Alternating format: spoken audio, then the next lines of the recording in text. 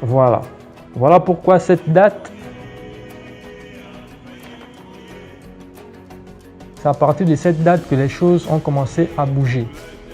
Les forces du mal ont su cela. Les Rosicruciens, eux, ils savent, ils sont au courant.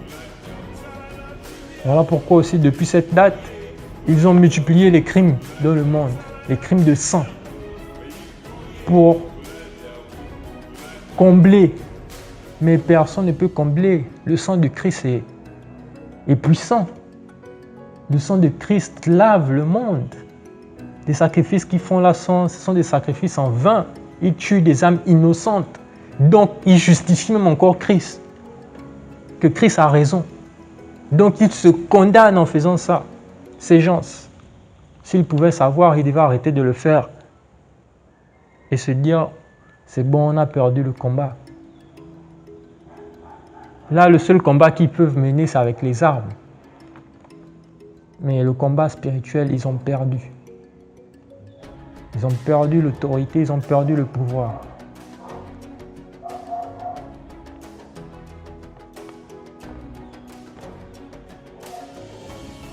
Ok, voilà. Donc, les crimes rituels ne faisaient que les condamner. D'accord, ça, on a déjà dit. La parole de vérité de notre Seigneur qui est dans les cieux, parmi les sages et parmi les saints, est véritable. Et pour ne pas que les oppresseurs contrecarrent les plans de Dieu, l'Éternel a agi. Parce qu'ils ont créé les applications telles que Facebook. À la base, c'était pour contrôler. À la base.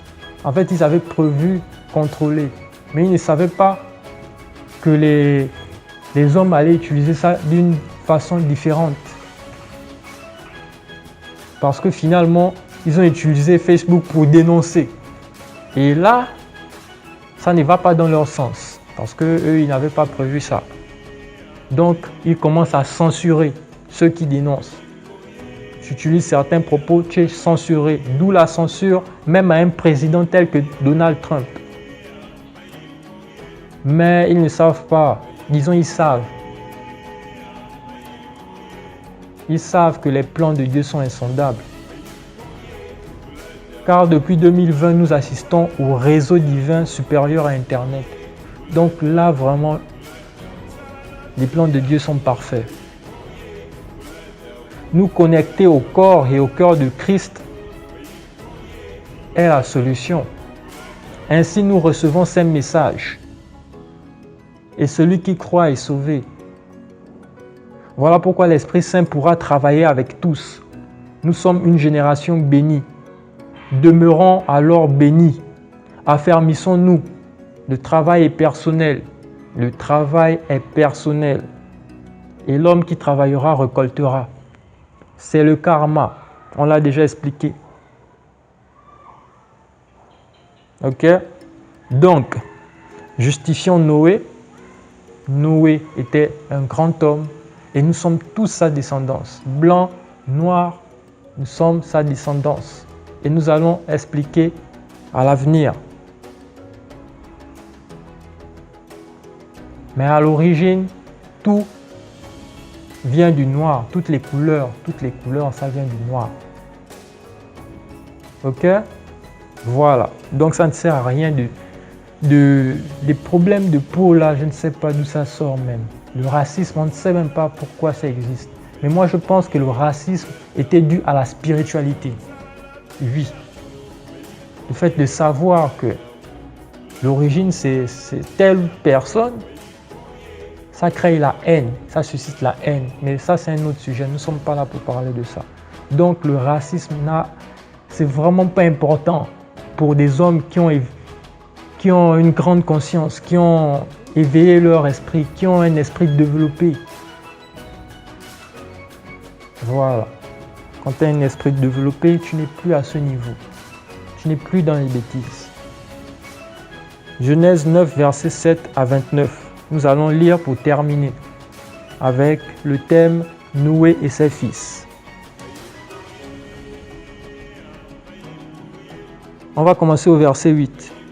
Dieu parla encore à Noé et à ses fils avec lui en disant, « Voici, j'établis mon alliance avec vous et avec votre postérité après vous, avec tous les êtres vivants qui sont avec vous, tant les oiseaux que le bétail et tous les animaux de la terre, soit avec tous ceux qui sont sortis de l'arche. Oui, soit avec tous les animaux de la terre. J'établis mon alliance avec vous. » Ok? Tous ceux qui sont sortis de l'arche. Aucune chair ne sera plus exterminée par les eaux du déluge. Il n'y aura plus de déluge pour détruire la terre. Et Dieu dit, c'est ici le signe de l'alliance que j'établis entre moi et vous, et tous les êtres vivants qui sont avec vous pour les générations à toujours. Donc nous, écoutez bien, retenez ce symbole, c'est notre alliance avec le Père. J'ai placé mon arc-en-ciel dans la nuée, et il servira de signe d'alliance entre moi et la terre. Donc, l'arc-en-ciel symbolise quelque chose de fort. Et un jour, vous allez comprendre pourquoi. Quand j'aurai rassemblé des nuages au-dessus de la terre, l'arc-en-ciel paraîtra dans la nuée.